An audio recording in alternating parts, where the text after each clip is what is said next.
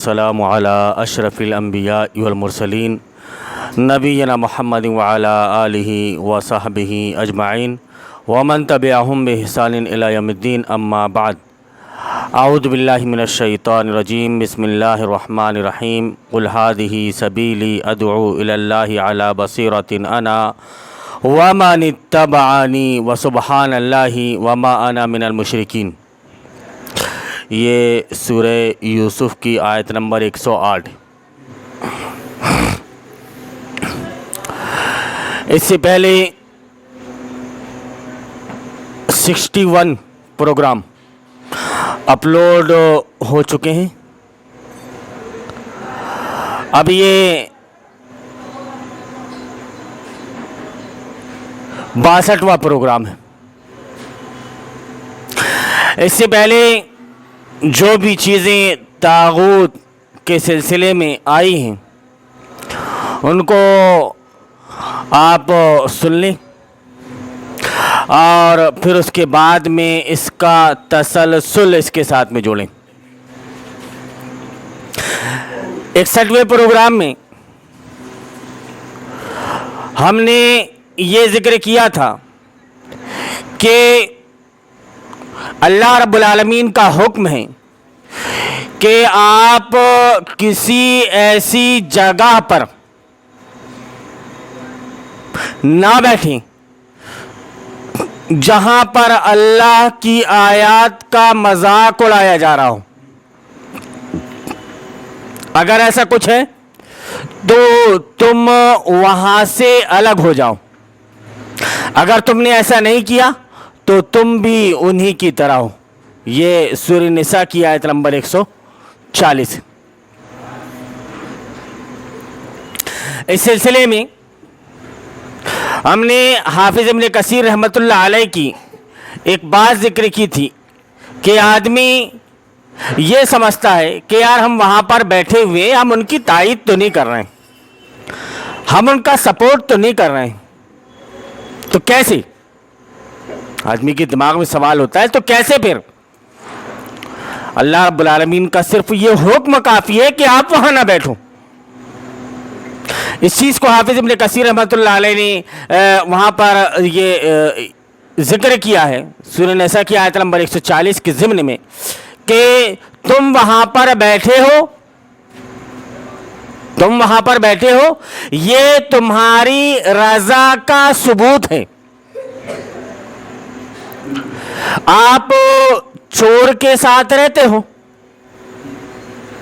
چور کے ساتھ آپ رہتے ہو تو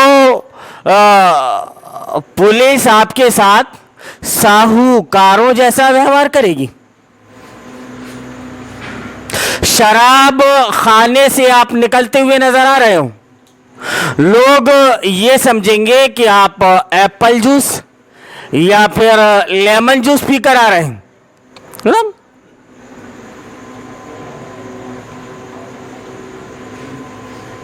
جبکہ نبی کریم صلی اللہ علیہ وسلم کا فرمان کہ اتقوا مواضع التہم، کہ تم ایسی جگہوں پر جانے سے بچو کہ اگر تم وہاں پر گئے تو تمہارے اوپر تہمت لگ سکتی ہے، کسی چیز کا الزام آپ کے اوپر آ سکتا ہے، تو آپ ایسی جگہ میں نہ جائیں۔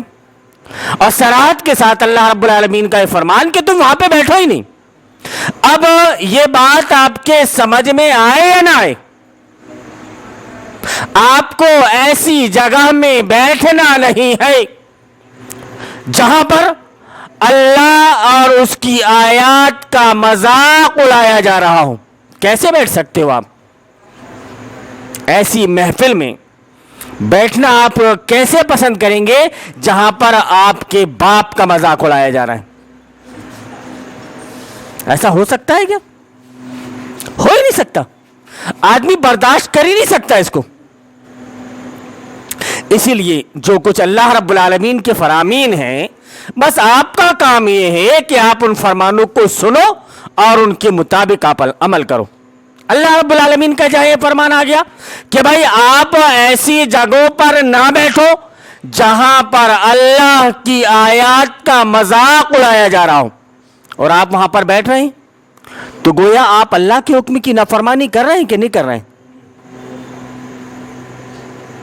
اب جو لوگ اللہ اور اس کے رسول کے نافرمان ہوں اور بات بات پر شریعت کا مذاق اڑاتے ہوں، ایسے لوگوں سے آپ دوستی یاری کیسے کر سکتے ہو؟ کیوں کہ آدمی کی دوستی یاری جس سے ہوتی ہے، ملنا جڑنا اٹھنا بیٹھنا اسی کے ساتھ ہوتا ہے. کبھی پارٹی میں کہیں چلے جاتے ہیں، کبھی دل ہوا تو بولے چلو آتے ہیں گوپال گنج ڈھابے سے، اور بہترین وہاں جا کر کے کھانے پکوان بنا کر کے کھاتے ہیں اور سب کچھ چلتا ہے. اللہ کی آیات کا مذاق اڑایا جا رہا ہے، لیکن دل پہ جبر کر کے آدمی بیٹھتا ہے کہ یار اب کیا کروں، متر ہے میرا، کچھ بولوں گا تو برا مان جائے گا. بالکل ایسے کی سنگت نہیں. یہ شریعت آپ کو سکھا رہی ہے. ایک طرف میں نے آپ کے سامنے آیت کریمہ پیش کی جو پچھلے پارٹ میں ذکر ہو چکی ہے، اور دوسری حدیث اور ایک حدیث یہ جس کو علامہ ناصر الدین البانی نے اپنی کتاب ارواء الغلیل فی تخریج احادیث منار السبیل میں ذکر کیا ہے. حدیث نمبر 1949 1949. اس میں ذکر کیا ہے کہ من کان یؤمن باللہ والیوم الآخر فلا یجلس علی مائدۃ یدار علیہا الخمر، کہ آپ کسی ایسے دسترخوان پر نہ بیٹھیں جس دسترخوان پر شراب پروسی جا رہی ہو. آپ یہ بول سکتے ہیں صاحب میں تو شراب نہیں پیتا، جس کو پینا ہے پیے، جو پینا چاہتا ہے پیے، میں تو شراب نہیں پیتا اور میں شراب کو ہاتھ بھی نہیں لگاؤں گا. آپ یہ بول کر اس دسترخوان میں شریک نہیں ہو سکتے. سوچنے والی بات ہے کہ آپ ایک ایسے دسترخوان میں نہیں بیٹھ سکتے جس میں شراب کو پروسا جا رہا ہے.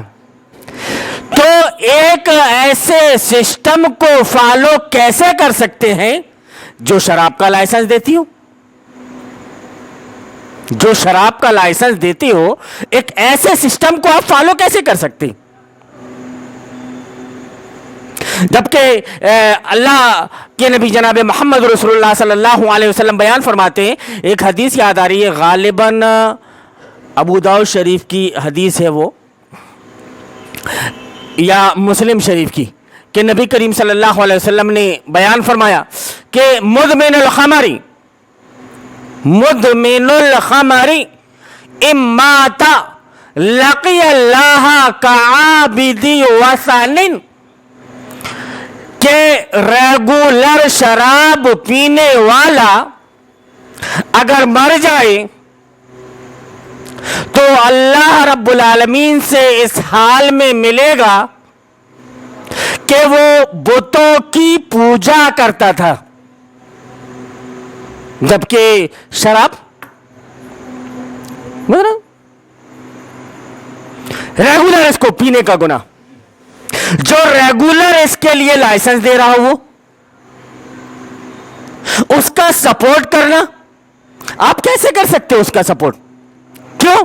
کہ ظاہر سی بات ہے کہ آپ کا اسے سپورٹ مل رہا ہے، آپ کا اسے سپورٹ مل رہا ہے، وہ آگے جا کر کے شراب کے لائسنس دے رہا ہے. آپ یہ نہیں کہہ سکتے کہ مولانا صاحب اگر ہم اس کو ووٹ نہیں دیں گے تب بھی جیت کر کے جائے گا وہ. تو نبی کریم صلی اللہ علیہ وسلم کا فرمان آپ سنیں کہ آپ صلی اللہ علیہ وسلم نے سودی کاروبار کرنے والے کے سلسلے میں، شراب کے سلسلے میں آپ صلی اللہ علیہ وسلم نے بیان فرمایا، اس کا بنانے والا وہ بھی مجرم، اس کو اپنی گاڑی میں لاد کر ٹرانسپورٹنگ میں لے کر کے جانے والا، جبکہ گاڑی والے کا کیا گناہ ہے؟ کچھ نہیں. ٹرانسپورٹنگ میں اس کی گاڑی لگی ہوئی ہے، وہ جیسے سبزی ڈھوتا تھا ویسی شراب ڈھو رہا ہے وہ. ٹرانسپورٹر، لکھنے والا، اکاؤنٹنٹ اس کا، اور یہاں تک کہ خالی کرنے والا لیبر ہے بیچارہ، اب وہ سیمنٹ کی بوریاں خالی کرے یا شراب کے کینٹ خالی کرے؟ نبی کریم صلی اللہ علیہ وسلم بیان فرماتے ہیں کہ ہم سوا، وہ سب کے سب برابر ہیں گناہ میں، گناہ میں سب کے سب برابر ہیں، اور اللہ رب العالمین کی لعنت ہو ایسے لوگوں پر۔ اب جس کے اوپر اللہ کی لعنت ہو اور اس کو آپ کا سپورٹ مل رہا ہو، تو گویا آپ نے اللہ کی طرف سے جو لعنت نازل ہوئی تھی اس لعنت کو لعنت نہیں سمجھا آپ نے، تو آپ ایسا کر رہے ہو۔ اس طرح کی بیشتر جو دلائل ہیں ہم اس سے پہلے دے چکے ہیں، ہم پچھلے دلائلوں کو پھر دو مرتبہ ذکر کرنا نہیں چاہتے، کیونکہ اس طرح سے پھر بحث اور لمبی ہوتی چلی جائے گی۔ ابھی ہم نے جو آپ کے سامنے آیت پیش کی کہ اے نبی کریم صلی اللہ علیہ وسلم، سورہ یوسف کی آیت نمبر 108، کہ اے نبی کریم صلی اللہ علیہ وسلم آپ کہہ دیجئے کہ یہ میرا راستہ ہے، قل ھذہ سبیلی ادعو الی اللہ علی بصیرۃ انا ومن اتبعنی، آپ صلی اللہ علیہ وسلم کہہ دیجئے کہ میرا راستہ یہی ہے کہ میں اور میرے فرمانبردار پورے یقین اور اعتماد کے ساتھ اللہ کی طرف بلا رہے ہیں، پورے یقین کے ساتھ، پورے اعتماد کے ساتھ اللہ رب العالمین کی طرف بلا رہے ہیں، اور اللہ پاک ہے اور میں مشرکوں میں سے نہیں ہوں۔ یہ صاف اعلان کر دیا آپ صلی اللہ علیہ وسلم نے۔ اب یہ بتائیے، آپ جو بار بار میں سوال کرتا رہتا ہوں کہ نبی صلی اللہ علیہ وسلم کہہ رہے ہیں کہ یہ میرا راستہ ہے، تو وہ میرا راستہ کیا ہے؟ اہل حدیثیت والا راستہ ہے، وہابیت والا راستہ ہے، سنیت والا راستہ ہے، بریلیت والا راستہ ہے، یا اسلام والا راستہ؟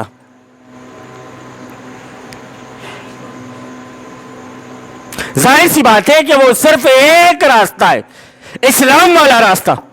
نہ اس کا تعلق کسی اہل حدیثیت سے، نہ وہابیت سے، نہ بریلویت سے، نہ دیوبندیت سے، اس کا تعلق صرف اور صرف اسلام سے ہے۔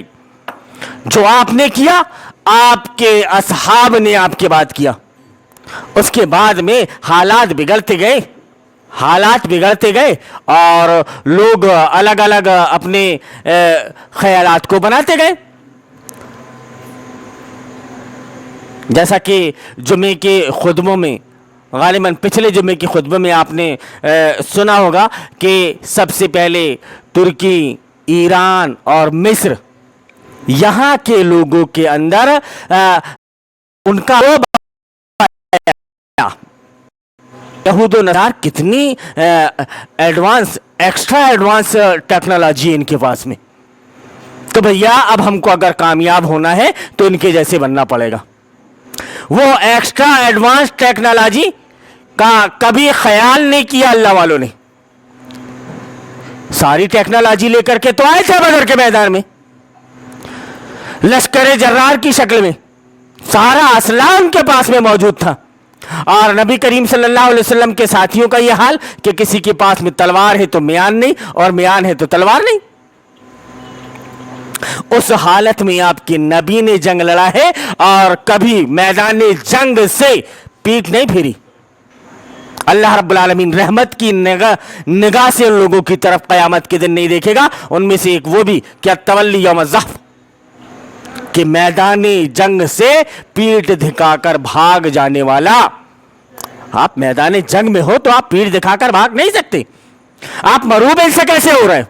آپ کے پاس ایک سسٹم تھا، آپ کے پاس ایک سنویدھان تھا، ایک قانون تھا، آپ کے پاس ایک سبھیتا تھی،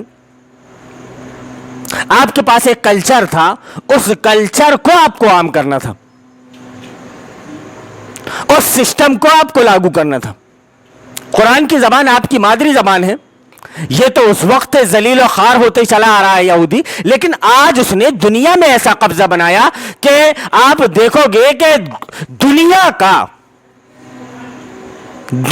کا کوئی گاؤں ایسا نہیں ہے جو انگلش سے واقف ہے کہ نہیں؟ Am I correct؟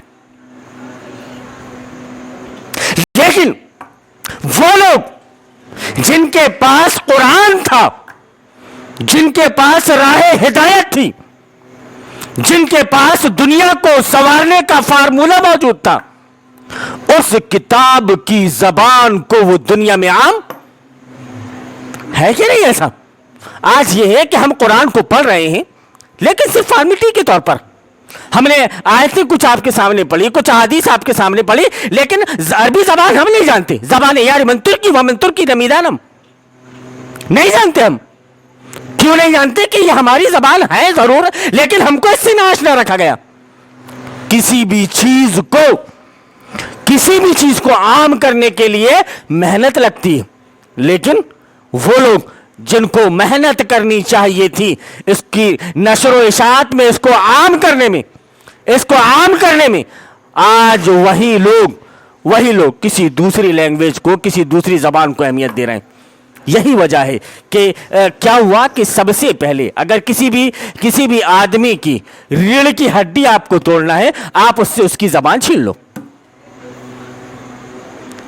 اس کی زبان جہاں آپ نے چھینا تو یہ مان کر کے چلو کہ اس کی ریڑھ کی ہڈی ٹوٹ گئی. اب ظاہر سی بات ہے کہ اب آپ محتاج ہو گئے کس کے؟ علماء کے. اب علماء بھی کیسے؟ جو دجال کا شکار ہو گئے. علماء بھی کیسے؟ جو یہودیت کو, نصرانیت کو ممبر رسول سے عام کر رہے ہیں. اور اتنا بھی آپ کو سمجھ میں نہیں آ رہا ہے. خیرت کا نام جنو پڑ گیا, اور جنو کا نام خیرت. جو دہشت گرد تھی وہ امن پسند ہو گئے, جو امن پسند تھے وہ دہشت گرد ہو گئے. یہی سب کچھ چل رہا ہے. تو یہ جو راستہ ہے, نبی کریم صلی اللہ علیہ وسلم نے بیان فرمایا کہ قل ھذہ سبیلی, کہہ دیجئے کہ یہ میرا راستہ ہے, میں اور میرے ماننے والے, میرے فرما بردار پوری یقین کے ساتھ اللہ کی طرف بلا رہے ہیں, اور اللہ رب العالمین پاک ہے اور میں مشرکوں میں سے نہیں ہوں. ایک آیت آپ نے بہت سنی ہوگی, وہ سورت ہی آپ کو یاد ہوگی, قل یا ایھا الکافرون. یاد ہوگی. اس میں اس کی آخری آیت بھی آپ کو یاد ہوگی, لکم دینکم ولی دین. یاد ہے کہ نہیں؟ اور یہ صورت جب نازل ہو رہی ہے تو کیا نبی کریم صلی اللہ علیہ وسلم کے ساتھ کون سے حالات ہیں؟ تھوڑا آپ اٹھا کر کے دیکھیے کہ یہ کہاں پر نازل ہوئی. یہ مکہ میں نازل ہوئی یا مدینہ میں نازل ہوئی؟ دیکھ لیجیے آپ. تو آپ نے کتنا سمجھوتا کیا کفار و مشرکین کے ساتھ میں. بھائی ہمارے لیے اور آپ کے لیے آئیڈیل تو نبی کریم صلی اللہ علیہ وسلم کی زندگی ہے. یہ جو صورت ہے, یہ پوری صورت ذکر کرنے کے بعد میں حافظ ابن کثیر رحمۃ اللہ علیہ لکھتے ہیں کہ ھذہ سورۃ البراۃ من العمل الذی یعملہ المشرکون وہی آمرۃ بالاخلاص فیہ فقوله قل یا ایھا الکافرون شمل کل کافر علی وجہ الارض ولکن المواجہین بہذا الخطاب هم کفار قریش. ابن کثیر رحمۃ اللہ علیہ ذکر کرتے ہیں کہ سورہ مبارکہ میں مشرکین کے عمل سے بیزاری کا اعلان ہے. آدمی بولتا ہے نا, ارے بھیا تم کو جیسا سمجھ میں آئے کرو. بولتا ہے نا چڑھ کر, تم کو میں اتنا سمجھا رہا ہوں سمجھ میں نہیں آ رہا ہے, ارے چولہے بھاڑ میں جاؤ, تم کو جیسا لگتا ہے ویسا کرو. اس کا مطلب یہ کہ میں تمہارا ساتھ دینے والا نہیں ہوں. یہی مطلب ہوتا ہے نا کہ آدمی کسی کو بولتے کہ چولہے بھاڑ میں جاؤ, پھر جا کر کے اسی کا ساتھ دینے لگے. یہ ہمارے یہاں پر جو ورڈنگ یوز ہوتی ہے, اس ورڈنگ کو میں اس لیے استعمال کر رہا ہوں کہ آپ کو اچھی طرح سے بات سمجھ میں آ جائے. لکم دینکم ولی دین, تمہارے لیے تمہارا دین, میرے لیے میرا دین. اب اگر یہاں پر کفار اپنا ایک دین لے کر نظام جمہوریت کو کھڑے ہو جائیں اور ایک مسلمان پھر اس کا ساتھ دے, تو اس صورت کی موافقت میں ہوگا یا مخالفت میں؟ ٹھیک, موافقت میں ہوگا یا مخالفت میں؟ ظاہر سی بات ہے کہ مخالفت میں. آپ کا رسول کہہ رہا ہے, اللہ رب العالمین کہہ رہا ہے اپنے رسول کو, کیا نبی کریم صلی اللہ علیہ وسلم کہہ دیجئے لکم دینکم ولی دین, تمہارے لیے تمہارا دین, میرے لیے میرا دین. میں اپنے دین سے سمجھوتا نہیں کر سکتا. وہ یہی تو کہہ رہے تھے کہ تھوڑا ادھر آ جاؤ, تو ہم تھوڑا وہاں پہ آ جاتے ہیں. آپ تھوڑا ادھر آ جاؤ تو ہم تھوڑا وہاں پر آ جاتے ہیں. اور یہی سمجھوتا آج کے یہاں کہ مسلمانوں نے کم کر لیا ہے, نام نہاد مسلمانوں نے. آپ پوری طرح سے مطمئن ہو کر کے بیٹھے کہ ہاں ٹھیک ہے بھائی ہم توحید پر قائم ہیں. اور یہ علماء سو جنہوں نے اس قرآن کی تعلیم کو اپنے پیٹ پالنے کا ذریعہ بنا لیا ہے, اپنے پیٹ پالنے کا ذریعہ بنا لیا ہے, وہ کبھی آپ کے سامنے حق بات کو نہیں رکھیں گے. ہاں وہ آئیں گے تو کہیں گے کہ بھائی ہوتا ہے, بتاؤ بھائی جان آپ ہی, آپ سے پوچھیں گے, شریعت ان کو بتانا چاہیے, وہ آپ سے پوچھیں گے کہ بتاؤ بھائی جان آپ ہی کہ اگر دو بڑی مصیبتیں آ جائیں تو چھوٹی, دو بلائیں اگر آ جائیں تو چھوٹی بلا کو لینا کیسا ہے؟ آپ بولو گے کس, ٹھیک ہے مولانا صاحب, ٹھیک ہے مولانا صاحب ہے. تو جناب وہ بلائیں آئیں مکہ میں تو آپ کے نبی نے کیا کیا؟ ایک سوال یہ ہو سکتا ہے نا کہ آپ کی آنکھوں کے سامنے آپ کے صحابہ اکرام کو سولی پر چڑھایا جا رہا ہے, آپ دیکھ رہے ہیں, تھوڑا سا سمجھوتا کر لیتے صاحب. سمیہ رضی اللہ تعالی عنہا کو دو ٹکڑے کر دیا گیا صاحب, ایک پیر میں رسی باندھ کر کے ایک اونٹ کو شمال کی طرف, مشرق کی طرف اور دوسرے اونٹ کو مغرب کی طرف کر دیا, اور بیک وقت دونوں اونٹوں کو دوڑا دیا, لیکن ان کی وہ مسکان کو وہ چھین نہیں پایا.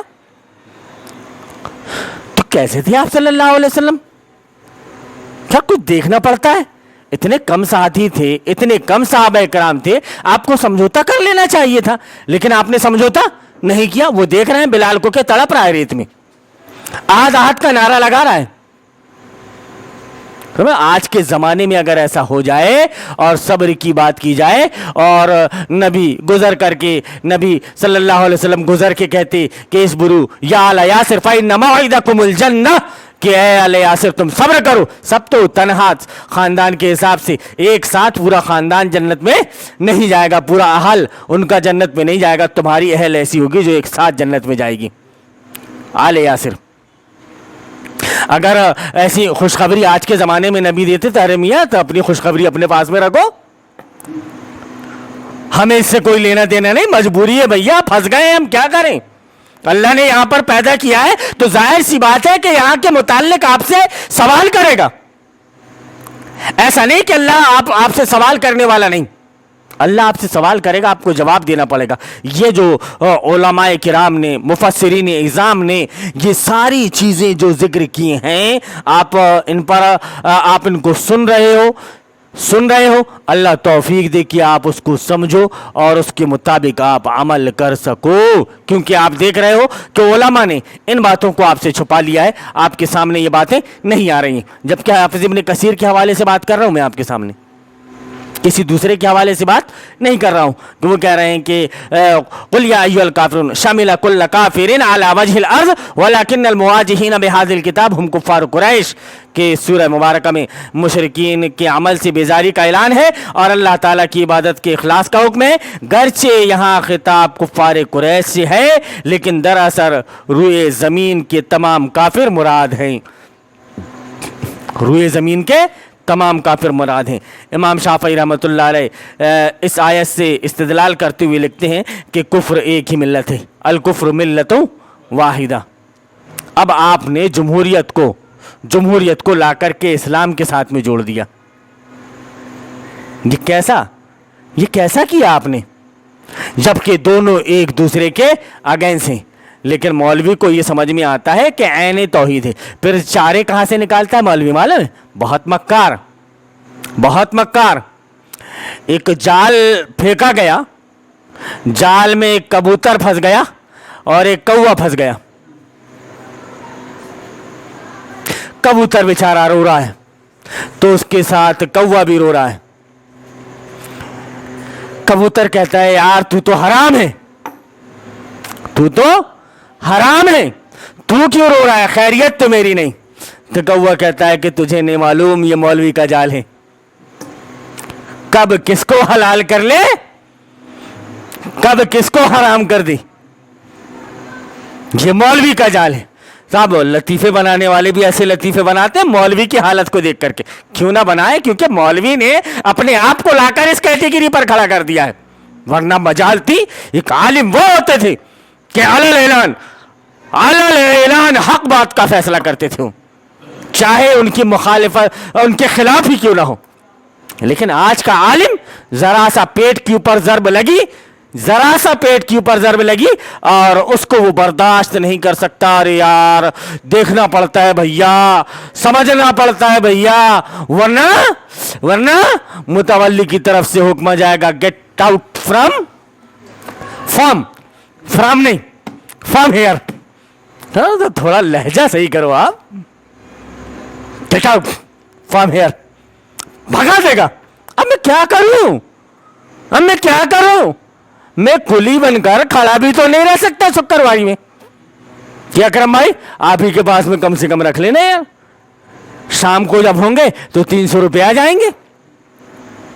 ایسی اگر نوکری کر لیتا تو باخدا وہ حق کو بیان کیے بغیر نہیں رہ سکتا تھا، لیکن اس نے اپنے پیٹ سے سمجھوتا کر لیا، اس کو اتنا حلال بنا دیا گیا کہ وہ گڈھے کھودنے کے لیے تیار نہیں، محنت مزدوری کرنے کے لیے تیار نہیں۔ آپ کو اگر اسلام کا کام کرنا ہے تو آپ کو آزاد معیشت اختیار کرنی پڑے گی، اور جو بھی آزاد معیشت اختیار کرے گا بغیر ڈرے کسی کے بمانگے دول حق کا اعلان کرے گا وہ۔ تو امام شافعی رحمۃ اللہ علیہ کہتے ہیں کہ الکفر ملت واحدہ، کہ کفر ایک ہی ملت ہے، اسی لیے یہود نصرانی کا اور نصرانی یہود کا وارث ہو سکتا ہے، جبکہ ان دونوں میں نسب یا سبب ورثے کا پایا جائے، اسی لیے کہ اسلام کے سوا کفر کی جتنی رائے ہیں وہ سب باطل ہونے میں ایک ہی ہیں، جتنی بھی رائے اسلام کے سوا سب باطل ہیں۔ اب یہ جمہوریت کی راہ کو معلوم نہیں کہاں سے اسلام کی راہ انہوں نے قرار دے دیا۔ کفر بالطاغوت کا ایک طریقہ یہ ہے کہ انہیں کافر قرار دیا جائے۔ ارشاد باری تعالیٰ ہے کہ قل یا ایھا الکافرون، سیدھا آپ نے آن دا اسپاٹ کہا قل یا ایھا الکافرون، یہ نہیں کہ نہیں تم انہیں کافر مت کہو، ان بلیور کہو، ان کو کیا کہو؟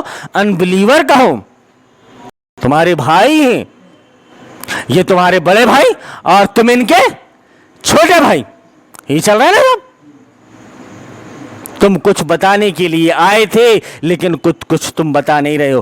اللہ رب العالمین بیان فرما رہا ہے کہ قل هل انبئکم بشر من ذلک مثوبۃ عند اللہ من لعنہ اللہ وغضب علیہ وجعل منهم القردۃ والخنازیر وعبد الطاغوت اولئک شر مکانا واضل عن سواء السبیل وإذ جاءوکم قالوا آمنا وقد دخلوا بالکفر وهم قد خرجوا به واللہ عالم بما کانوا یکتمون۔ اللہ رب العالمین بیان فرما رہا ہے کہ نبی کریم صلی اللہ علیہ وسلم کہہ دیجئے کیا میں تمہیں ان کے ہاں انجام کے لحاظ سے اس سے بدتر انجام والوں کی خبر دوں؟ وہ لوگ جن پر اللہ تبارک و تعالیٰ کی نے لعنت کی اور ان کا اس پر غضب نازل ہوا، اس کا ان پر غضب نازل ہوا۔ اللہ رب العالمین نے جن پر لعنت کی اور جن پر اللہ کا غضب نازل ہوا، کون ہے وہ؟ یہود و نصارہ۔ جمہوریت کے بانی کون ہیں؟ یہود و نصارہ۔ اب اللہ کی لعنت بھی ان پر ہو، اس کے بانی بھی وہ ہوں، اور اس کو مسلمان یعنی توحید سمجھے، تو وہ یہودیت اور نصرانیت کا کام کر رہا ہے یا اسلام کا کام کر رہا ہے؟ آپ یہ نہیں کہہ سکتے کہ مولانا صاحب آپ یہ جو بول رہے ہو نا تھوڑا سوچ سمجھ کے بولا کرو، آپ کہ ممبر رسول پر کھڑا ہے مولوی اور یہودیت اور نصرانیت کا کام کر رہا ہے اور اس کو خود احساس نہیں۔ ایسا نہیں ہے، میں کافی کچھ سوچ سمجھ کر باتیں آپ کے سامنے رکھ رہا ہوں، ایسا ہی نہیں کہ جو آیا منہ میں وہ بول دیا، ایسا نہیں۔ اس کی دلیل یہ کہ اللہ رب العالمین بیان فرما رہا ہے کہ وہ لوگ جن پر اللہ نے لعنت کی اور ان پر اس کا غضب نازل ہوا، پھر ان میں سے بعض کو بندر اور سور بنا دیا جنہوں نے طاغوت کی بندگی کی، یہی لوگ درجے کے لحاظ سے بدتر اور سیدھی راہ سے بہکے ہوئے ہیں۔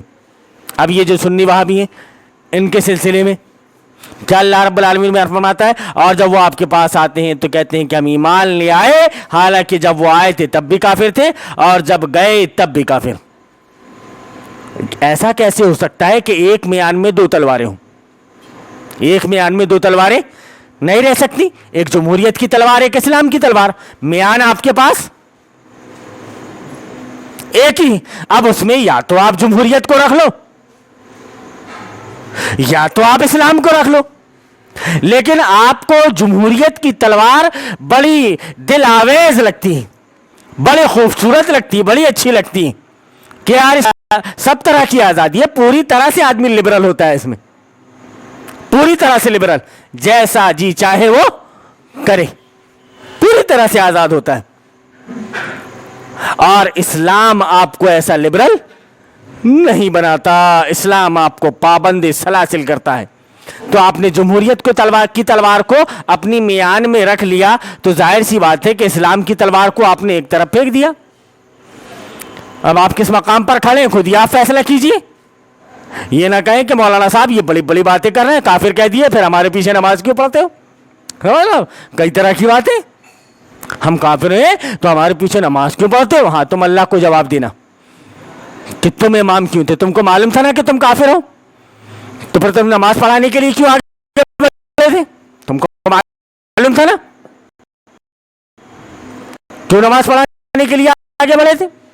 جب ہم اللہ کی بندگی کر رہے ہیں، اس کی عبادت کر رہے ہیں، اللہ کو راضی کرنا چاہتے ہیں، تم متولی کو اور وقت کے بادشاہ کو راضی کرنا چاہتے ہو، وقت کے نیتا کو راضی کرنا چاہتے ہو، ہاں تو پھر تم کو دنیا میں سب کچھ ملے گا، لیکن تمہارا آخرت میں کوئی حصہ نہیں ہوگا. اللہ رب العالمین بیان فرما رہا ہے انہی لوگوں کے سلسلے میں کہ یہ کہتے ہیں کہ ہم ایمان لائے، حالانکہ حال یہ ہے کہ جب یہ آئے تھے تب بھی کافر تھے، اور جب گئے تب بھی کافر، اور جو کچھ وہ چھپاتے ہیں اللہ خوب جانتا ہے. ایسا نہیں کہ اللہ رب العالمین ہر بات جانتا ہے، ہر بات. لوگوں کا رد و قبول ہرگز حق و باطل کا معیار نہیں ہے. لوگوں کی اکثریت اگر اندھیروں میں بھٹکنا اور ٹھوکریں کھانا چاہتی ہے تو خوشی سے بھٹکے اور ٹھوکریں کھاتی رہے. ہمارا کام ہر حال اندھیروں میں چراغ جلانا ہی ہے، اور ہم مرتے دم تک یہی کام کرتے رہیں گے. ہم اس سے خدا کی پناہ مانگتے ہیں کہ ہم بھٹکنے یا بھٹکانے والوں میں شامل ہو جائیں. خدا کا یہ احسان ہے کہ اس نے ہمیں اندھیروں میں چراغ جلانے کی توفیق بخشی. اس احسان کا شکر یہی ہے کہ ہم چراغ جلاتے جلاتے مر جائیں.